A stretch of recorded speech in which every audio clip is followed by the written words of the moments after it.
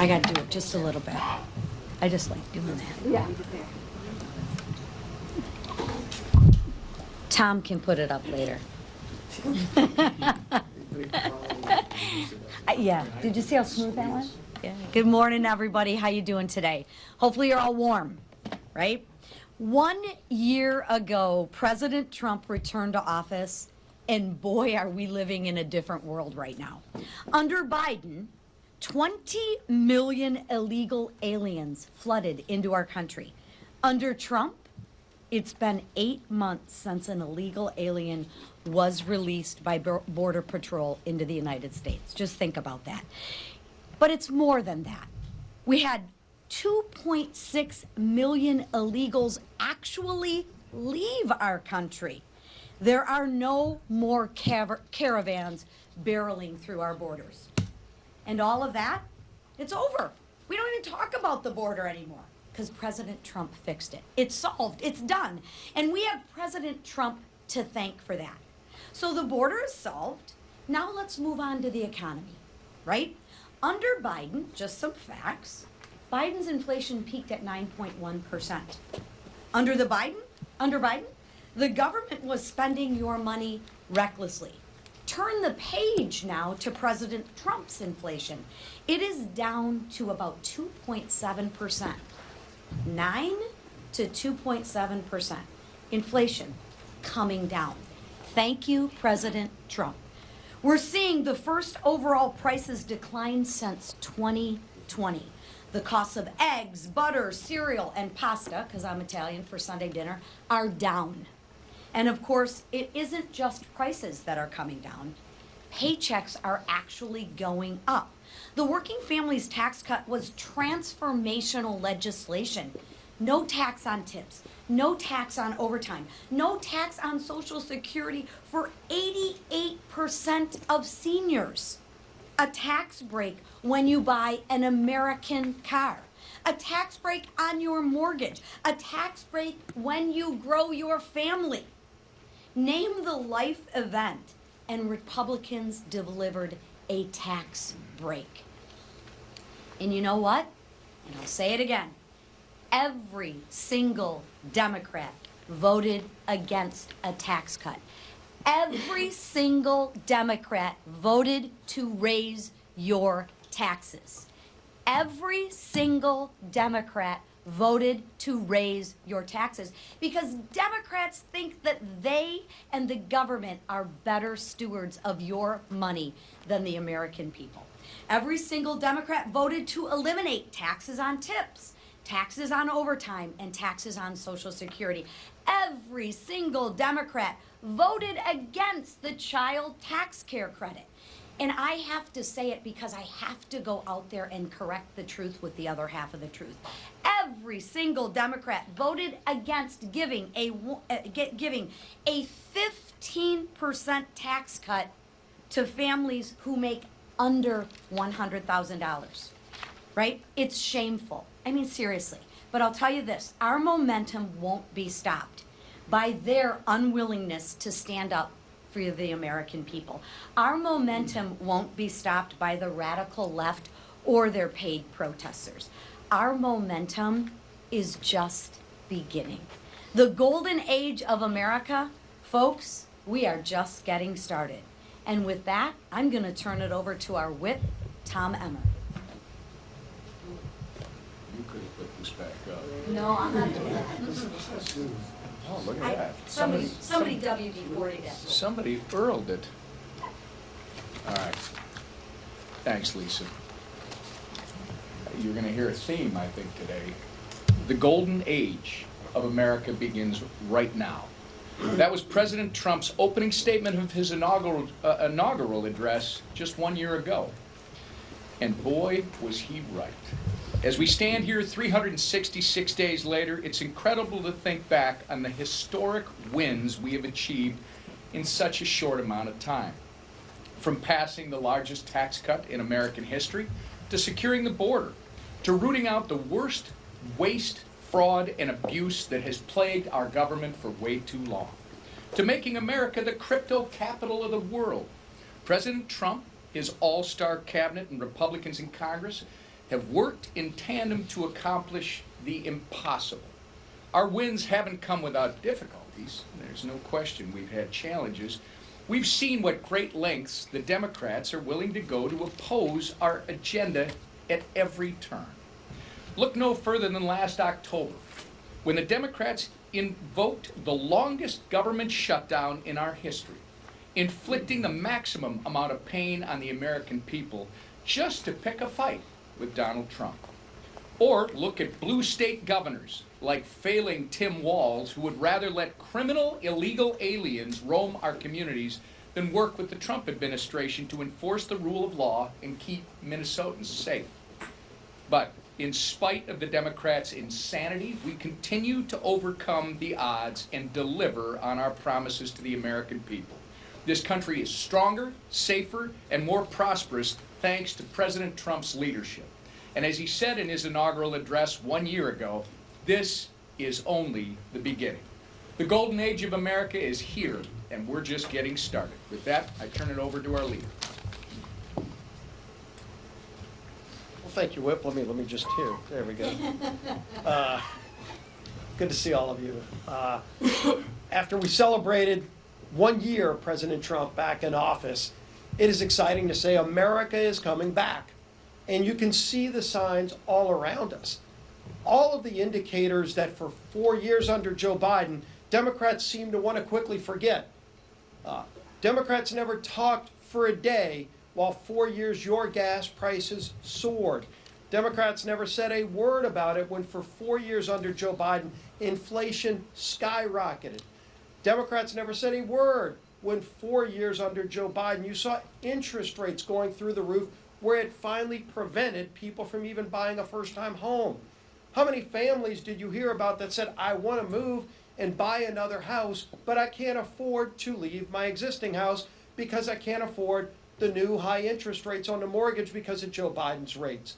Over and over and over again, you're seeing it all across the spectrum. And then, of course, the open border. Millions of people coming into our country illegally, including violent criminals. And what did Democrats do? They looked the other way. Never said a word about it. Laken Riley Act, we had to tell Joe Biden who Laken Riley was because he wanted to ignore the fact that real people were dying here in America because illegals who were coming in that were violent, hardened criminals were harming our citizens, and they did nothing about it. And then Donald Trump ran for president. And Donald Trump said, I will fix these things. And the American people listened. While the Democrats just wake up every day wanting to resist, wanting to block the Trump agenda, and that's all they care about. Donald Trump has been delivering on those promises, and the American people appreciate it. Families now today have thousands of dollars more in their pockets because they're paying 50% less for gasoline. That's right, when you go to the pump today, you don't have the sticker shock you did under 4 years of Joe Biden because you're paying dramatically less. Some people in the $2, $3 a gallon or less. And it's because President Trump opened up American energy. In fact, lease sales are up 55%. Joe Biden had shut down American energy production, making us dependent on foreign nations. Russia, Vladimir Putin was the biggest beneficiary of Biden's bad energy policies. Putin was making billions of dollars a month selling his oil to world markets, including our European friends, because they couldn't get it from America. Iran making billions of dollars a month selling their energy, fueling a war machine that was invoking terror all around the world. Not only do they not have that money anymore because we've opened up American energy, Iran no longer has the pathway to a nuclear weapon because President Trump is restoring peace around the world. And we've worked with President Trump to rebuild a strong military to stand up to the bad guys. Sadly, there are still bad guys around the world. Go look at China. Go look at Russia. Go look at Iran. Our friends appreciate that. All of our allies around the world, the president's in Davos right now, making the case for why it's so important for America to finally be back on the world stage, where we can protect our allies. If you look at interest rates, finally coming down. We want to keep that progress, by the way. We say, let's keep going because Biden did so much damage that even though it's down, it's not down to pre-Biden levels, but it's finally heading in the right direction. Inflation, because we've gotten control over spending, inflation's finally coming down again. Investment into America. People actually want to build things and create jobs in America again. $18 trillion of investment has been announced in the last year of plants, big manufacturing facilities coming back to America. That's only the first year of President Trump working with a Republican Congress delivering for the American people. That's what it looks like. And this week's no different. We're bringing more bills to continue to get this country back on track. 4 more appropriations bills, which will mean all 12 of the bills that fund the government and set new priorities. And oh, by the way, lower spending. You used to wonder under Biden, how much more is government going to spend than they did the year before? This year will actually be spending less than the year before. So controlling spending while getting the country back on track. Billions in regulations that add to the cost that everything buys are finally eliminated, where red tape in Washington is being cut. We're moving a Congressional Review Act this week, Pete Stauber's bill, that finally allows us to develop the critical minerals that are here in the United States so we don't have to get them from China. So one after another, we're continuing to take steps to make America great again, to bring back that golden age that our whip was talking about. And leading that effort live from British Parliament, I guess you could say, because he just dazzled the British Parliament. First speaker, I think, ever to speak before our dear ally in Europe, Great Britain's Parliament, which is a real true honor, something that should also be written about. But our Speaker of the House, Mike Johnson. Cheerio, Steve. Thank you for saying so. Thank you. Really great to see you all. Good morning. Yesterday was a neat event for us. We had the profound honor and privilege to be the first American Speaker of the House to address the British Parliament, and it was a good day there. My counterpart, Speaker Lindsay Hoyle there in the House of Commons, invited me back in the fall to come and do that, and the idea was that we would sort of launch in a historic manner our America 250 celebration in the cradle of democracy where it all began, and it was surreal in that regard. And I noted yesterday the special relationship that really does exist between our two nations and has. That relationship really grew and flourished and was forged in the great wars of the 20th century, and we have stood together because we have a common history and heritage, I reminded them, and one that gave rise to the greatest, most free, most successful, most powerful, most benevolent civilization that the world has ever known, and that is what Western civilization represents. And I talked with our friends there about the necessity of us standing together to defend the foundations of Western civilization, because the West is imperiled today, and those foundations are endangered because there are rising powers like China and Russia, and that is one of the things we have to keep in mind as we do all of our work. So that was a little history yesterday, but the real history is being made here this week. And what do I mean by that? Well, you've heard referenced that appropriations are on track, and for the third consecutive week now, House Republicans are going to advance another set, the final set of the FY26 appropriations bills. This week you'll see Defense, Homeland, Transportation, and Labor, HHS. These bills are going to fund the Trump agenda and Republican efforts to restore peace through strength, to defend our borders, and to deport criminal illegal aliens, to rebuild America's infrastructure, and to make America healthy again. All laudable goals and things that we promised and things we're delivering on. Now, this is our final batch of appropriations bills for the fiscal year. There were a lot of people, and I think many in this room, that argued that this could not be done, that a regular appropriations process is a thing of the past, and it's been a couple decades since this has happened. Critics said our margins were too slim to bring it back, to rebuild that muscle memory that I committed to when I became Speaker, and they said we had too many bills left to pass and too many disagreements left to reconcile.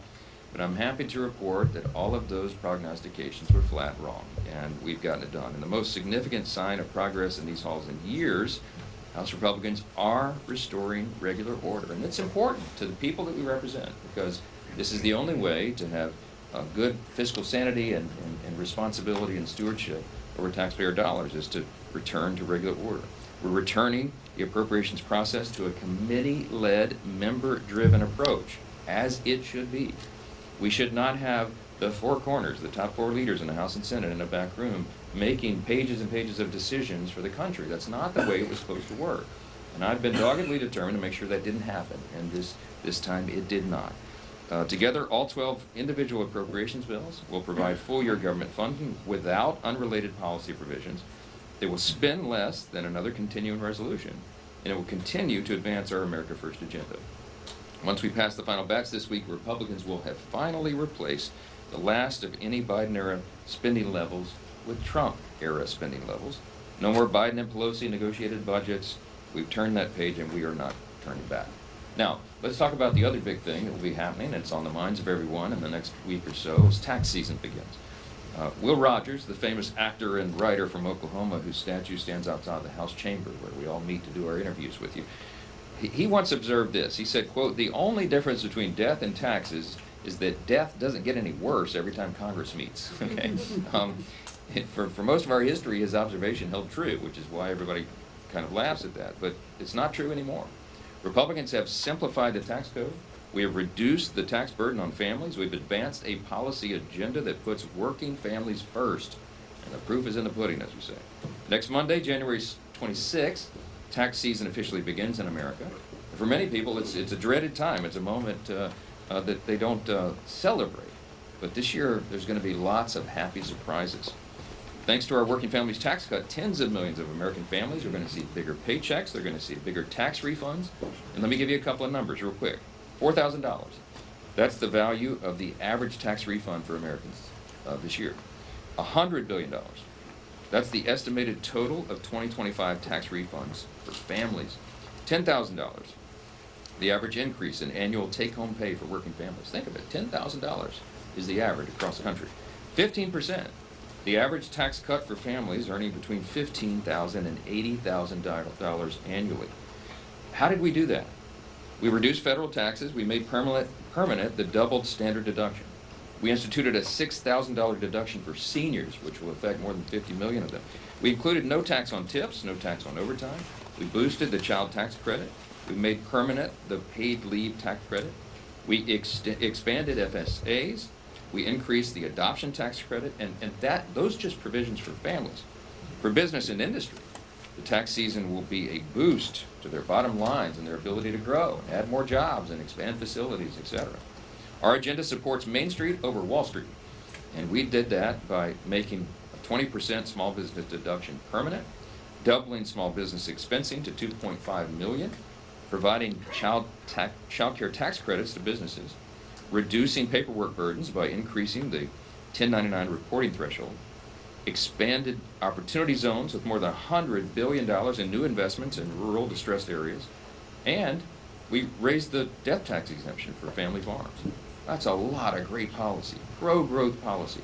The American people are going to see the great benefit of.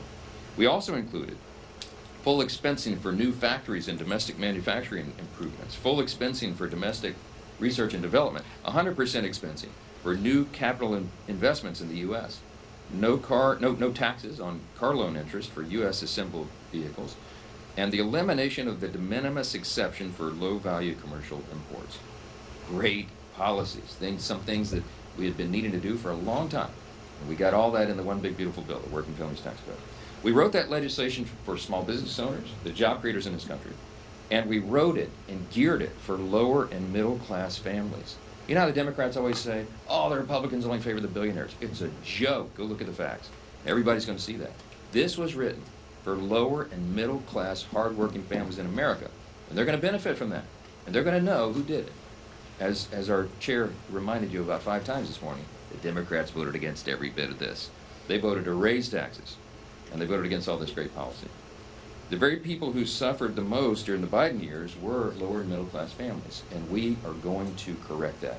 And all boats are going to rise, and that's why we're so excited about the year ahead, not just because of the celebration of the 2.5 century mark for the country, and not just because we have a fateful election season that we are very bullish about because the record we're going to run on, but because everybody is going to be feeling the positive effects of that. Man, do the American people need it. I've just scratched the surface here on what our working families tax cuts will achieve. So over the weeks and months ahead, House Republicans will continue to promote the transformational opportunities and conservative victories that this legislation delivers for everybody. And we're really excited about that. With that, I'll take a few questions. Because you just returned from work, the president has threatened tariffs on European allies who are opposing his plans in Denmark. Do you think that's a fair strategy, and when does Congress have to get involved? Let's talk about Greenland. I know the president, I think he may still be speaking there. I didn't see any of that because we were in the Republican conference meeting during the timing of his speech. It was bad timing on my part. So I look forward to seeing it. My staff was handing me little notes about some of the things he was saying. I know that he has said that we will not have troops involved in Greenland, and as I had been saying for days, no one ever anticipated or expected that would be necessary. The president and I talked multiple times over the weekend. I know right where his head is on this, and I'm glad he's articulating that for all of our friends over there at Davos. It's clear he's focused on the strategic importance of Greenland, and no one can dispute that. And it's not as though he made this up. As we've noted, presidents have been talking about this for more than 100 years. The importance, the strategic placement of Greenland, just for geography, where it is. And if you look at the top of the map, as our friends in the UK call the High North, the Arctic region, it is a very strategic place for us to have a presence and military presence, to be more specific, because it would protect from aggressions from Russia and China, most specifically. The president is right to highlight that, and our NATO allies have to acknowledge those facts, and I think they do. So when I was across the pond over in London, I encouraged our friends to continue to work with President Trump so we can find common ground and chart a path forward that protects the needs of the people of Greenland and the needs of our collective security in the Arctic. All of us, not just Americans, but all of our allies around the world. Our two countries, England and the UK and the US, are no stranger to disagreements, and that applies to all of our allies in NATO, which is an important organization. And I'm confident that we'll work together to reach a solution that benefits both Europe and the U.S. We'll all have to see the president will use every option on the table, and we'll see what develops. I don't. Wait a minute. I don't know that there's any specifics about that. So asking me about it is a futile exercise. Okay. Yes, ma'am. Yeah. You recognize the rampant threat of Russia and military aggression, and the necessity of Greenland as a strategic point.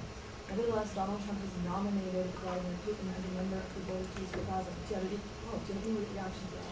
Well, I think there's a long list of people nominated for the Board of Peace, and I think some of the details are still being determined. And for $1 billion, you get a permanent seat. I saw over the weekend. I've not dug into the details of that. It's not within our purview. It's an administration project. But I think it's one that's greatly welcomed. We need a Board of Peace there. We because of American strength, we ended that conflict there, and we got the hostages released, all but one who's deceased so far. And the peace has to be continued. It's very fragile. It's a tinderbox there, as you know, that region. But because of President Trump's bold leadership, we were able to end that conflict, and everybody knows that. So we're going to trust that insight in the administration to sort that out, to figure it out. We have very bright people over there working on it. Our envoys, Witkoff and the rest of the team. The President's son-in-law himself is there. I mean, you have a great group of people, and Marco Rubio is our Secretary of State. We have tremendous confidence in. We will figure this out, but I'm not the one to answer the details on that. We'll have to find out. Yes, ma'am. Yes, ma'am. Yes, go ahead. Yes, right behind Manu. So. All right. Yes, go ahead. Republicans in the Senate have been increasing pressure on you to bring articles of impeachment against two judges, one in D.C., one in Maryland. What is your response to that? I'm for it. I mean, I think Judge Boasberg is one who's been mentioned, and these are some egregious abuses. I mean, as you know, my background's constitutional law. I used to lead the Constitution Subcommittee in the House Judiciary Committee. Impeachment, as we have discussed altogether many, many times, is an extreme measure, but extreme times call for extreme measures. And I think some of these judges have gotten so far outside the bounds of where they're supposed to operate, it would not be, in my view, a bad thing for Congress to lay down the law, so to speak, and to to make an example of some of these egregious abuses. So we'll see where it goes. We'll have to see. I told Manu who'd be next. You have an opportunity to try to block any vote challenging Trump's tariffs. his authority is expiring at the end of the month. Will you insert in a rule a provision blocking any effort to challenge Trump's terms? We're determining all of that. What I would say is that I have no intention of getting in the way of President Trump and his administration and how they've been using this very effectively. I mean, you're talking about, I think it's $10 trillion or more. I don't know the exact total, but trillions of dollars have been brought into the U.S. in 1 year's time since President Trump took over. The U.S. economy is growing. Gas prices that are at 5-year low. The inflation rate is coming down. You've heard all this articulated here today. We will be touting those wins over the coming days, and part of this is because of the president's strategy. It is working, and no one can dispute that. And he has used the tariff power that he has under Article 2 very effectively. The Article 1 branch, he has not exceeded his authority. There's no reason, in my view, for the Article 1 branch to intervene in that, and we'll have to see how it plays out. So I'm not going to project one way or the other how it goes, but that is our perspective. We want to assist President Trump and his administration in continuing to deliver for the people, to deliver the American First agenda, and to continue this great run of victories that we have had and we've been experiencing. Last one back. Thank you, Mr. Speaker. What do you make of the growing number of Democrats who say they're going to oppose the DHS funding bill, and do you foresee any issues getting that bill passed by the end of the week? It's very unfortunate. I think we will get it passed. I saw a statement by a number of the Democrat leaders on the Appropriations Committee who said that this needs to happen. They said ICE is a separate issue. Hey, Democrats, if you have a problem with ICE, which many of them do, of course, irrationally, you should not take down the appropriations bill because there's all these other areas of Homeland Security that are essential. You spent a lot of time down on the border. You saw the abuses of the last 4 years. We've got to correct all that, and you have to fund the Department of Homeland Security to keep us safe. This is not a game. We can't do a CR on Homeland Security. Think of what will happen in this golden year in our 250th anniversary. We've talked about the Olympics in Los Angeles. You'll have the FIFA World Cup events in 11 cities across America. You will have an untold number of July 4th Independence Day and Independence Season events around the country. We'll have, lots of events here in the Capitol. You need Homeland Security. Every single American needs Homeland Security fully funded for the year ahead of us. This is not a game. If anybody's playing political games with that, they're going to have to take it up with their constituents. I think you should listen to the common sense, reasonable Democrats who helped to put these bills together because they understand the necessity of protecting the homeland right now in a dangerous time. We need to celebrate and not be looking over our shoulder, and that's what DHS does for us. So I'm confident it'll pass. Thanks so much.